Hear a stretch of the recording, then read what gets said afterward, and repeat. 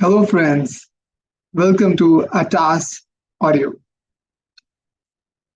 In this video, I'm going to talk about the drawbacks of placing your home theater seats close to the room boundaries. The recommended distance between the room boundaries and any listening position is minimum 2 feet. Now, if you want to know the details of why it's recommended to keep your seats 2 feet away, then let me share my screen with you. Let me show you the image of a home theater room of a forum member from hi-fi-vision.com. Okay, this is a media room where he has placed his seats very close to the rear wall. So what's going to happen? What's the drawback? The drawback is listening fatigue. You will have to focus more on listening. You know what? Have you experienced a place where you are viewing a movie and you need to turn on the subtitles even if the movie is in your native language? For example, me, there have been situations where I needed to turn on subtitles even while viewing a Hindi movie, and the sole reason behind this is the vocals were not clear. In your home theater, if you're sitting close to the room boundaries, there's going to be a lot of bass accumulation.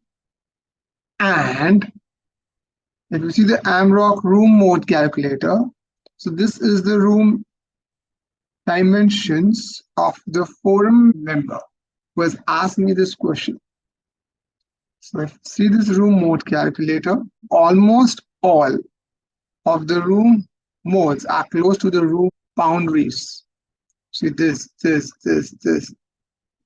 this? They are close to the room boundaries, and these modes and bass accumulation, what they do is mask the vocals and the higher frequencies. And because of this, you need to focus more on the audio so that you can understand each and every dialogue. And then you know what? You don't want to pause a movie and rewind, or you don't want someone else to ask you to pause a movie and ask, hey, what did he just say? You don't want that to happen, as this is going to bring you out of the movie. So that is what listening fatigue, which will lead to so many things. First of all, your movie experience will not be enjoyable, as within one movie you will get tired. So yeah, it's really critical to make sure that your vocals are absolutely clear. The next point is localization of the source of sound. So for example, this is your right speaker and you have been seated close to the rear wall. So here, these two are pretty far away from the seat. However, if you see the rear wall reflection, it's very close to the MLP. So as the first reflection from the rear wall is arriving at the ear within 5 milliseconds, this is going to lead to smearing of the image. So in case of surround sound, localization of your speaker is very important so that you know that sound is arriving to your ear from the right side. Now, if you move it 2 feet away, then what's going to happen is this additional path traveled by the sound will be approximately 4 or 4.5 feet. So it's reaching the close to 5 millisecond mark. Sound approximately travels 1 feet per millisecond. Now you might say that, okay, I can put some absorption here and fix this problem. Yes, you can do that for sure. But there is one more problem which you need to take care of. And let's come to this. This is 7.1.2 channel layer for Dolby Atmos. Now, if you see these rear speakers, let's imagine that the room wall is here at this point. Now, if three people are seated here and the speaker is placed here, close to the person sitting at the extreme left, then you think by yourself what's going to happen.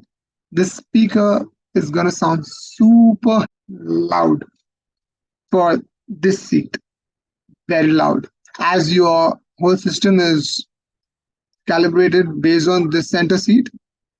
So yeah, it's going to be very, very loud when compared to the rest of the speakers. So the person's seated here is going to have a very bad experience. Same thing would happen here. So out of three people, just the person sitting here would have a optimal surround sound experience. That's the reason why you need to place your seats at least 2 feet away so that the SPL at this and at this seats should not vary by a huge difference, right? It's also recommended that if you have your seats close to the rear wall and you have no other option, then it's better not to install speakers at the back. Just keep your speakers here. It's better to have speakers placed appropriately rather than having more number of speakers which have been placed at wrong locations. Now I'm gonna give you a bonus tip. You see this? Here is a screen.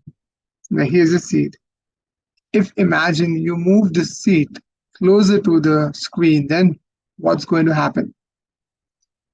The apparent screen size is going to increase. The angle of view is going to increase, and that's a very great news as you can have a brighter image from your projector, especially in the age of HDR. It's very difficult for a projector to produce that high brightness HDR images. So if you see in this room, it's a TV, right? I think it's a 65-inch TV or maybe a 75-inch TV. So if Don Matthew, the forum member who has posted, if he would have sat closer to the screen would appear much more larger. CDR recommended practices to place your seat at least 2 feet away from any room boundaries. And by room boundary, I mean the left wall, the right wall, and the rear wall, all of them. I hope that you remember when you are planning your home theater that you should not place your seats close to the rear wall. However, if there is no other option and you need 2 rows of seats, then your MLP, your main listening position should be in the front row. And the rear row is reserved for situations where you have more number of people and you need to accommodate these people. So it's okay to make them sit at the rear. Thank you for viewing this. Don't forget to like, share, and subscribe. And do comment if you think that some additional information can be added to this video.